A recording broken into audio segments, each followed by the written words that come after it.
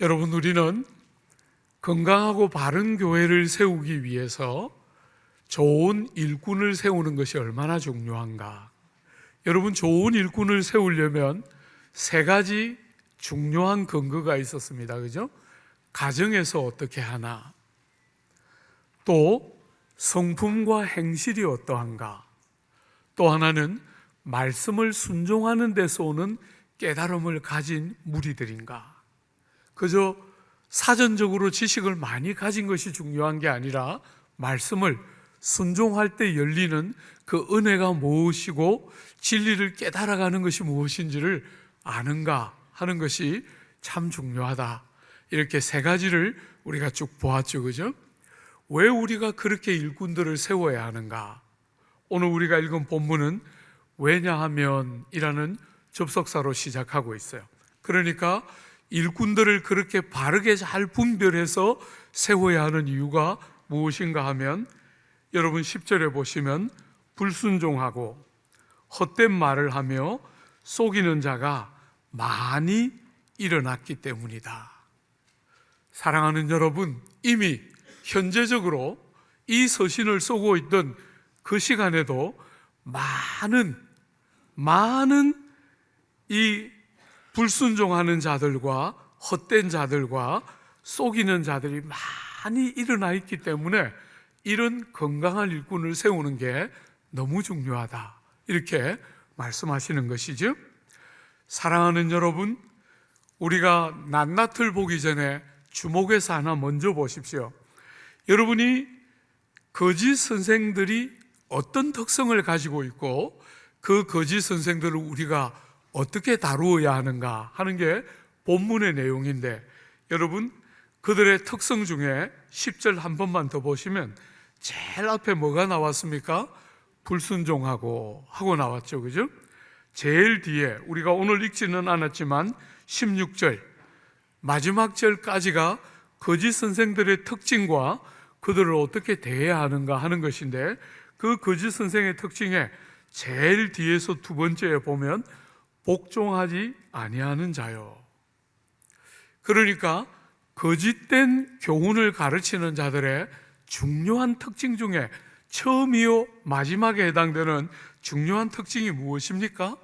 반항과 반역입니다. 여러분, 하나님의 백성들, 좋은 일꾼의 중요한 특징은 뭐였습니까?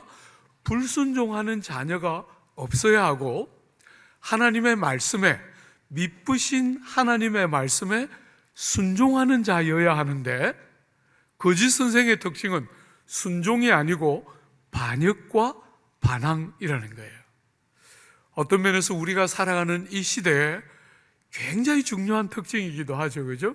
반역과 반항, 이런 것이 이 시대에 너무 많은 아픔을 일으켜내는 시대적인 특성 중에 하나이고, 거짓 선생들이 일어나는 일에 거짓 선생의 아주 중요한 특징이 반역과 반항이에요. 주 안에 사랑하는 여러분, 또 하나만 더 보십시오. 이런 무리가 어떻다는 거예요? 많이 일어났다는 거예요. 작은 수가 아니고 많다는 것이에요. 사랑하는 여러분, 우리는 참 어리석게도 수가 많은 것이 조금 더 안전하게 여기는 어리석음을 가지고 있어요. 진리에 대한 선명하고 분명한 기준을 가지고 하나님의 뜻에 순종하고 참과 거짓을, 말씀을 딱 기준으로 분별하려고 하기보다 사람이 어느 쪽이 더 많은 사람이 선택하냐를 가지고 우리를 정당화하고 합리화하려고 하는 경향이 굉장히 많아요. 사랑하는 여러분, 우리 예수께서 땅에 계실 때 우리에게 말씀하셨죠. 그죠? 좁은 길로 가라. 그곳은 찾는 자가 많지 않고 그 길이 험하고 협착하고 좁아서 찾는 이가 없다, 이렇게 말씀하셨어요. 주 안에 사랑하는 여러분, 우리는 민주주의, 소위 말해서 다수결을 존중하는 세상을 살아가지만 다수가 언제나 옳은 것이 아니에요. 언제나 다수가 옳은 것이 아닙니다. 제가 우리 장로님들하고 당회를 구성할 때 제일 행복한 것 중에 하나는 우리 당회는 때때로 소수의 의견을 선택한 적이 있어요. 대다수가 원하는 일에도 불구하고 소수가 끝까지 진정성 있게 반대했을 때 우리는 때로 소수의 의견을 선택했는데 그때 정말 너무 잘했다 이런 생각을 세월이 가면 갈수록 참 많이 그렇게 생각할 때가 있었던 것을 보게 돼요. 사랑하는 여러분, 우리는 다수가 그것을 선택하냐, 그것이 우리의 기준이 아니고 하나님의 뜻대로 하늘에 계신 하나님이 뭐라고 말씀하실까 하는 것과 생명의 진리의 말씀이 어떤 기준을 주고 있는가 하는 것이 우리가 선택해야 되는 중요한 선택이에요. 주 안에 사랑하는 여러분, 제가 우리 교회 부임해 와서 12년 됐는데 여러분, 우리가 당회에서 결정할 때 다수결로 표결해서 결정한 적은 거의 없어요. 의견을 나누다 보면 끝까지 반대하시는 분이 의견을 굽혀주고 다수의 의견에 따라줄 때 우리가 다수를 선택하기는 하지만 다수가 언제나 제대로 된 선택을 하는 다수라고 믿지 않아요. 주 안에 사랑하는 여러분, 거짓 선생들이 많은 것 때문에 여러분이 거짓을 다수이기 때문에 선택하는 거 안 됩니다. 생명의 말씀이 딱 붙어 있고 아버지의 뜻이 어디에 있는가를 우리는 분별하는 시대를 살기 때문에 그렇게 아버지의 마음이 있는 것이 우리의 결정이 되어야 하고 하나님의 생명의 말씀의 기준을 따라 우리는 일을 결정하는 것이지. 한번 이 거짓 선생들의 특징을 조금 본문이 말하고 있는 것을 한번 조목조목 뜯어볼까요? 먼저 이 불순종하는 이 거짓 선생들을 네 가지로 10절이 표현했어요. 첫 번째, 불순종하고, 두 번째, 헛된 말을 하며, 세 번째, 속이는 자가 많고, 네 번째, 할례파다. 이렇게 네 가지 특징을 보여주고 있어요. 여러분, 첫 번째는 불순종함입니다. 여러분, 이 불순종은 크게 말씀에 대한 불순종, 이 주제는 우리가 다음 시간에 한 번 더 조금 더 깊이 있게 다룰 것이기 때문에 여러분이 그냥 지나가면서 보되 이 불순종은 말씀에 대한 불순종이 1차적이겠죠, 그죠? 또 하나는 뭘까요? 질서와 권위에 대한 불순종이에요. 여러분, 이 사람들이 질서와 세운 제도와 권위를 불순종하면서 뭘 표방할까요? 신령한 것처럼 자기를 꾸며요. 여러분, 조국 교회의 영성의 어리석음 중에 하나예요. 들었다 봤다 하면 자꾸 사람들이 져요. 아무리 들었다 봤다 해도 성경이 뭐라 하는가를 가지고 딱 분별하지 않고 들었다 봤다 이렇게 말하면서 신령한 것처럼 주장하면서 질서와 권위와 제도를 부정하는 거 안 됩니다. 여러분, 성경은 로마서 13장에 분명하게 이렇게 권면하죠. 각 사람은 위에 있는 권세들에게 복종하라. 권세는 하나님으로부터 나지 않음이 없나니 모든 권세는 다 하나님께 정하신 바라. 우리가 사는 이 시대는 참 어리석은 시대예요. 선거철만 되면 전부 젊은 사람들을 정치하도록 세우겠다는 거예요. 저는 반대입니다. 저는 절대로 그런 세상의 사고방식을 동의할 수 없어요. 매 사가 때가 있는 거잖아요. 과정과 절차를 거쳐야, 과정과 절차를 거쳐서 준비가 되어야 사람을 세워야 하는 것이지, 파퓰리즘처럼 그저 선거 때만 나오는 그 어리석고 미련한 방식, 저는 동의할 수 없어요. 주 안에 사랑하는 여러분, 권세와 질서를 하나님이 주시고 그 권세와 질서를 복종해야 한다. 성경은 가르치고 있어요. 두 번째로, 여러분이 거짓 선생의 두 번째 특징은 헛된 말을 하고 있다는 거예요. 그래서 여러분들이 우리 주님께서 주신 진리와 거짓을 분별하는 중요한 기준이 뭐였어요? 열매로 알지라, 이렇게 말씀하셨어요. 왜냐하면 거짓 선생들은 말이 번지르르 하고 옳은 것 같은데 열매가 없이 파괴적이라는 거예요. 사람들에게 유익을 끼치고 영혼을 잘되게 하는 참된 열매가 맺히는 게 아니라 말만 그럴듯해 보이고 번드르르해 보이지 사실은 속 알맹이는 하나도 없는 헛것이에요. 내용이 없다는 거예요. 내용이 제대로 된 열매와 결과를 가지고 올 수 있는 말이 아니라 헛된 말, 내용 없는 말, 실제로 그렇게 할 수 없는 말을 가지고 사람들을 속이고 꼬드겨서 걸려 넘어지게 한다는 거예요. 주 안에 사랑하는 여러분, 거짓 선생들은 열매가 어떠한가 하는 것을 보면 분별할 수 있다는 거예요. 말이 헛된 말이기 때문에 결과가 건강하게 나올 수가 없는 것이지. 세 번째로, 속이는 자입니다. 속이는 자. 여러분, 오늘 이 주제는 성경이 얼마나 많은 부분에서 말하고 있는 주제인지 몰라요. 그저 정직해야 된다 이렇게만 느끼지 말고 이 속임이라고 말할 때 그 속임이 뭘 내포하고 있는지를 한번 잘 보십시오.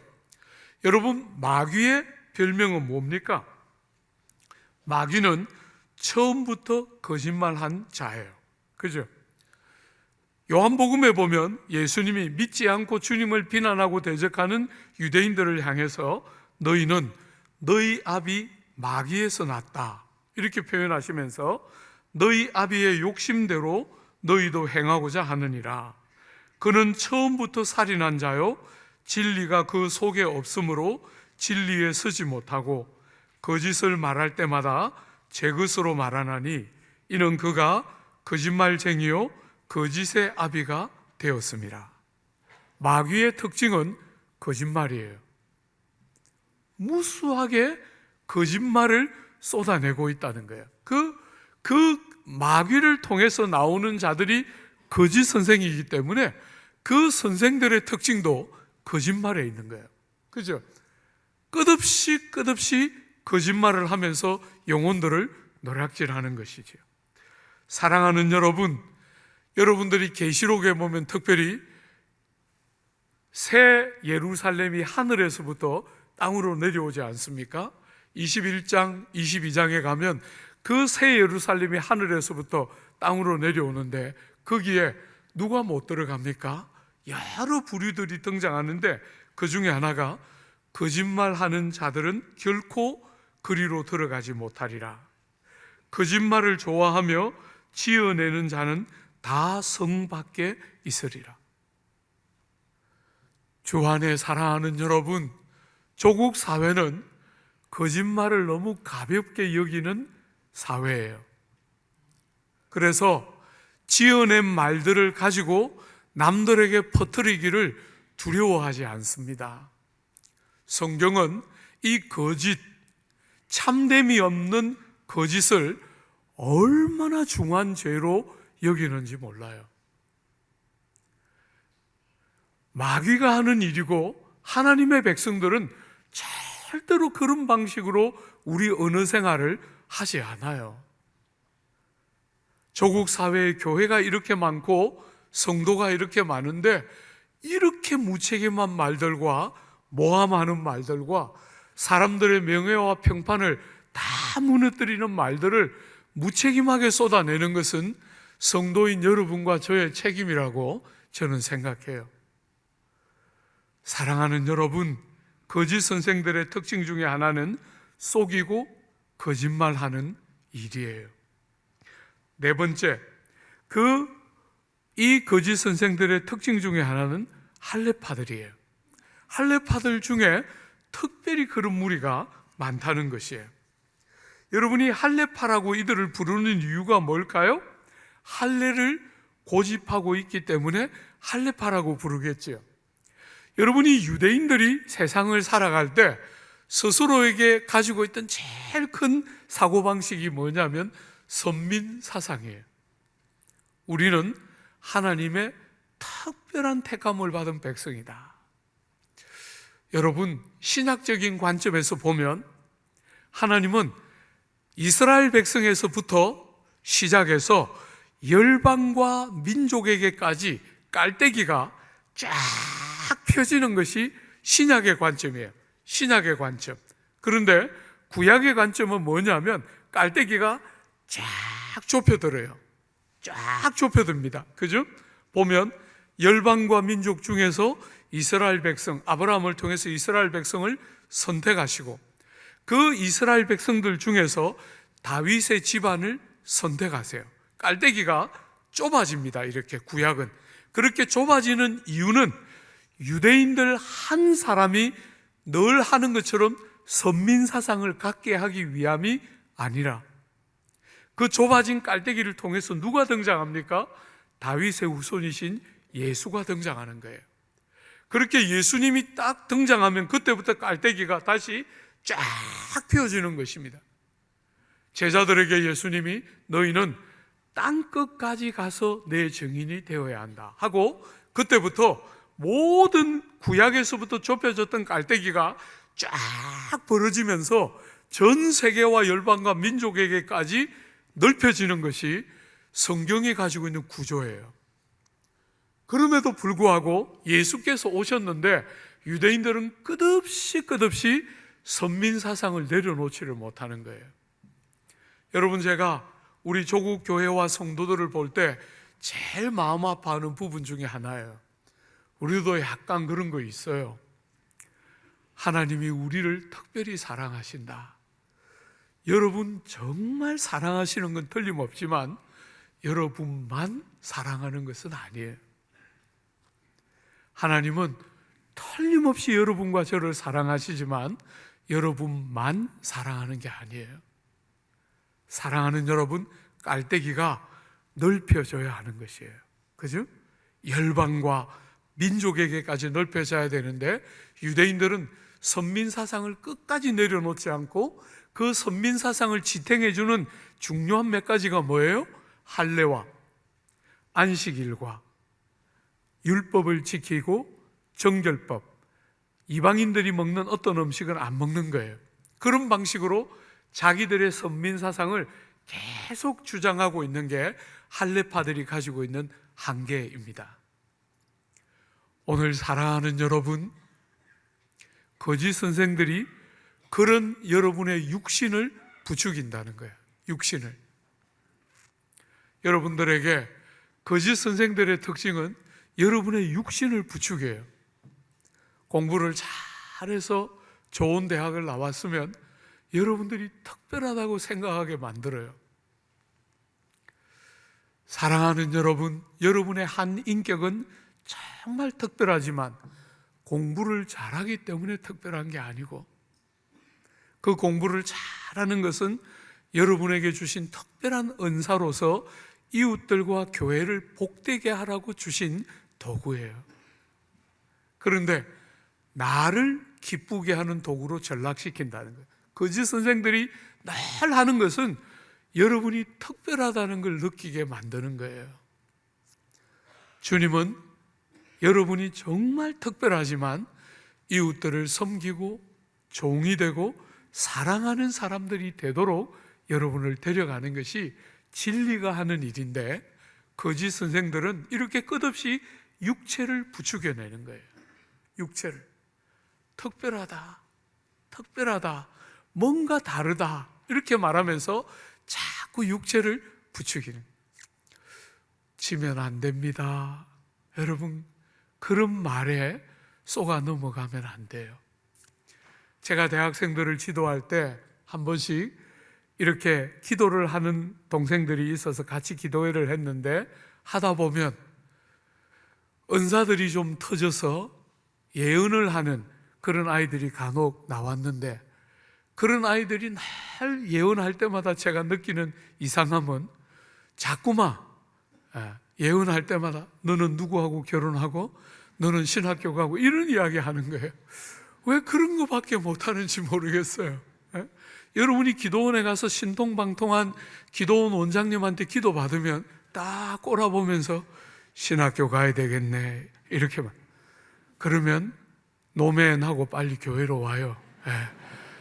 왜 날 신학교 가라 그러는지 모르겠어요. 저는 그 사람들이 좀 다른 이야기도 했으면 좋겠는데, 주 안에 사랑하는 여러분, 육체를 자꾸 부추기고 여러분이 뭔가 특별한 사람이 되어야 한다고 가르치어서 여러분들의 마음에는 당장에 듣기는 좋지만 열매를 맺기에는 참 아픈 그런 어리석은 일들을 거짓 선생들이 많이 한다는 거예요. 오늘 사랑하는 여러분, 이런 거짓 선생들이 나올 때 어떻게 대처해야 하나? 여러분, 어떻게 대처해야 합니까? 한번 보십시오. 11절에 굉장히 좀 자극적입니다. 그죠? 그들의 입을 막을 것이라. 이런 자들이 더러운 이득을 취하려고 마땅하지 아니한 것을 가르쳐 가정들을 온통 무너뜨리기 때문이라. 그레데인 중에 어떤 선지자가 말하되, 그레데인은 항상 거짓말쟁이며 악한 짐승이며 배만 위하는 게으름뱅이라 하니 이 증언이 참되도다. 여러분, 그들의 입을 막으라는 거예요. 발언권을 안 줘서 절대로 발언도 못하게 하라, 이런 뜻은 아니겠지요. 교회는 그런 공동체가 아니잖아요. 때로 마음 아픈 이야기를 해도 우린 들어야 돼요. 그죠? 입을 막으라, 이런 그 말을 말도 못하게 하라, 그런 뜻은 아닐 거예요. 사랑하는 여러분, 이 입을 막으라 할 때 그 앞에 조동사 must 혹은 should로 번역될 수 있는 조동사가 붙어서 반드시 입을 막아야 하는데, 어떻게 해요? 방임하고 내버려 두지 말라는 거예요. 그런 거짓 선생들이 나타나고 잘못된 소문을 퍼뜨리고 잘못된 이야기들을 할 때 그냥 방임해 두지 말고 입을 막아야만 한다 하고 must, 영어로 must 혹은 should라는 조동사를 써서 강하게 그 표현을 하고 있어요. 어떻게 하라는 것입니까? 입에 재갈을 물려서 절대로 말은 끄집어내지 못하게 하라, 그런 뜻이 아니지요. 어떻게 하라는 것입니까? 그들의 가르침이 어떻게 잘못되었는지, 그리고 바른 교훈이 어떤 것인지를 제대로 딱 가르쳐서 그들이 할 말이 없도록 만들라는 거예요. 교회는 강제력을 가지고 입을 막도록 하는 그런 구조가 아닙니다. 교회는 어쩔 수 없이 말을 해야 될 사람들이 다 할 수밖에 없는 구조이지만, 사랑하는 여러분, 할 말이 없도록 만들어 입을 막으라는 거예요. 거짓된 교훈과 바른 것이 어떤 것인지를 선명하게 드러내어서 그들이 아무런 방해도 없이 무조건 말하도록 내버려 두지 말고 할 말이 없도록 만들어서 말을 하지 못하게 하도록 하라는 것입니다. 왜 그렇게 해야 합니까? 여러분, 잘 눈여겨보십시오. 거짓된 가르침은 가정을 다 깨뜨립니다. 여러분, 이단들의 아주 중요한 특징이죠, 그죠? 이 정통교회들은 좀 어리숙해요. 믿는 사람들도 주일도 한 번씩 빠지고 뭐 하라 그래도 도망 다니고, 섬김 지원하라 그러면 어디가 제일 한가한가. 여러분, 일꾼들이 진짜 많이 가야 되는 데는 거의 안 가고 그냥 거기는 한 10명만 있으면 되는데 막 50명 막 이렇게 가서, 우리가 어디 있습니까? 책 제가 안 갖고 왔네요. 오늘 저녁 예배 때 제가 읽으면서 알 텐데, 그 책에 보면 여기는 30명 이상 오면 안 됩니다, 이런 거 써놨어요. 제가 부끄러워 죽겠어요, 그런 거 프린트할 때. 사랑하는 여러분, 우린 좀 어리숙해요. 우리는 여러분들의 양심을 불필요하게 푸시하려고 하지 않기 때문에 어리숙합니다.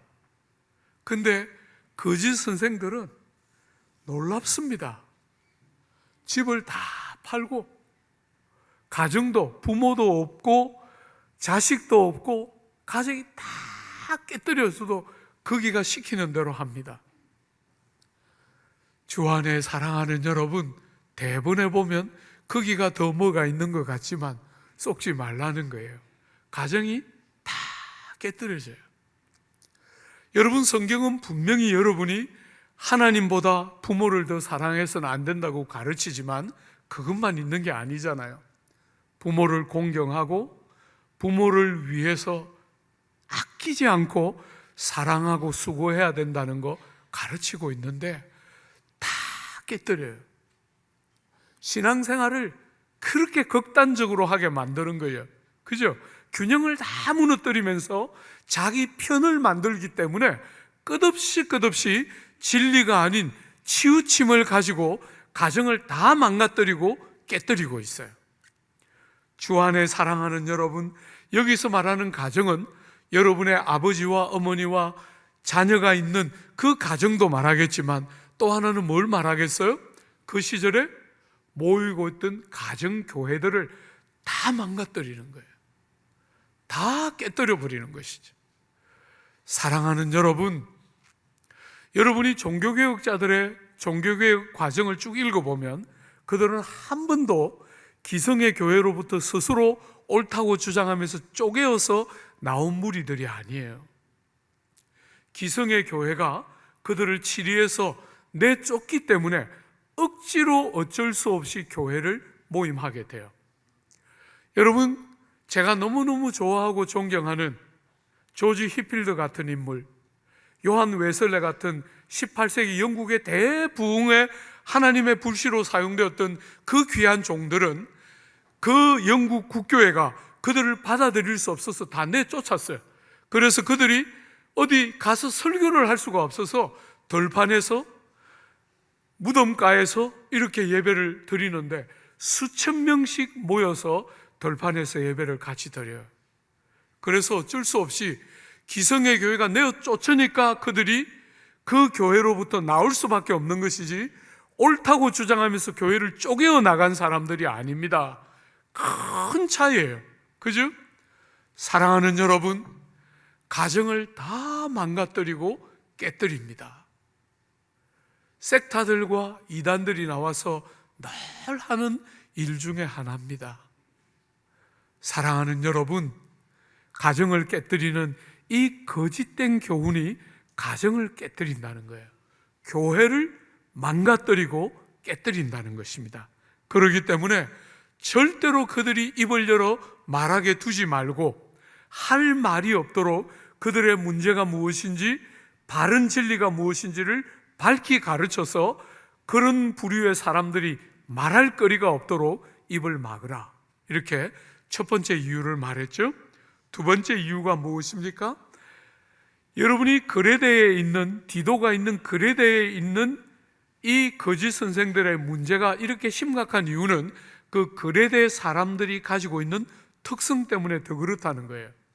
이 거짓 선생들이 그레데 사람들의 기질과 딱 만나자 훨씬 더 세력을 얻고 힘을 가지고서 더 파괴적인 모습으로 드러난다는 거예요. 왜냐하면 그레데 사람들이 끝없이 거짓말쟁이고 악한 짐승 같은 자들이고 동시에 배만 위하는 게으름뱅이이기 때문이에요. 여러분, 이 말을 하신 분이 누구냐 하면 예수님 오시기 약 6세기 전에 살았던 이 그레데 섬에 살았던 에피메니데스라는 인물이에요. 에피메니데스라는 그 인물이 다른 책에는 뭐라고 썼냐면 우리 이 그레데 섬에는 맹수와 야수가 없습니다. 그러나 대신에 주민들이, 맹수 같은 주민들이 버글버글합니다. 이렇게 비난할 만큼 이 그레데 사람들에 대해서 이 에피메니데스라는 사람은 굉장히 아주 독설을 많이 쏟아냈던 대표적인 인물이 에피메니데스예요. 그 사람들의 정서적인 특징이 딱 합쳐지면서 거짓 선생들이 더 맹위를 떨치기 때문에 더 이상 절대로 그들이 입을 열어 더 말하지 못하게 하라는 것이에요. 오늘 사랑하는 여러분, 여러분과 제가 이 세상을 살아가는 동안 우리는 거짓 선생이 나타난다는 거예요. 여러분, 제가 유학을 가서 책을 읽을 때 제일 감동적이었던 거, 어느 날 장로교, 그 장로교 성도들이 모여 예배드리는 예배당에 새 담임 목사가 왔어요.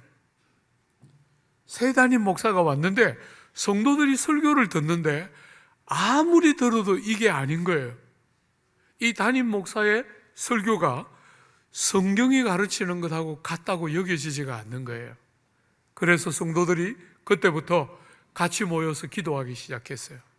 하나님, 우리 목사님의 눈을 열어서 진리의 말씀을 바르게 열어주옵소서. 그 기도들을 성도들이 모여서 했는데 어느 날 목사님이 제대로 된 설교를 했을 때 온 교회가 박수를 치면서 우리 목사님 거듭나셨다, 그렇게 기뻐했다는 거예요. 여러분, 그게 우리 장로교 선배들의 모습이에요. 저는 여러분들이 그런 성도가 되어주기를 기대해요.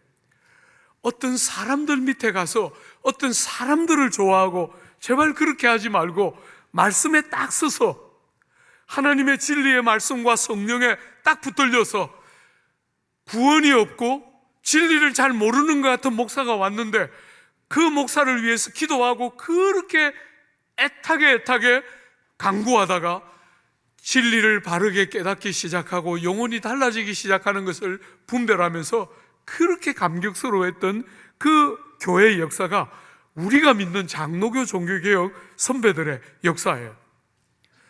여러분, 여러분이 다 이름은 한 번씩 들어봤을 아브라함 카이퍼 같은 위대한 켈빈주의자, 우리가 속해 있는 이 개혁주의 신학의 꽃봉우리 같은 역할을 했던 분이 그 아브라함 카이퍼인데, 그 아브라함 카이퍼가 화란에서 그 자유주의 신학을 다 배워서 박사 다 하고 그렇게 딱 가서 지방에 있는 한 교회 가서 설교를 딱 하는데 창세기를 설교하면서 이 문서는 어떻게 돼 있고 또 피 문서는 어떻게 돼 있고 이러면서 본문을 막 강의하면서 설교를 하고 나니까 몇 달 동안 그 설교를 듣다가 나이 많은 권사님 한 분이 가셔서, 목사님, 우리는 창세기가 피 문서인지 이 문서인지 그런데 아무 관심이 없습니다. 우리는 예수님 이야기 듣고 싶어요. 우리한테 예수님 이야기 해주세요 라고 말했던 그 권사님 한 분이 아브라함 카이퍼의 생애를 뒤집은 거예요. 주 안에 사랑하는 여러분,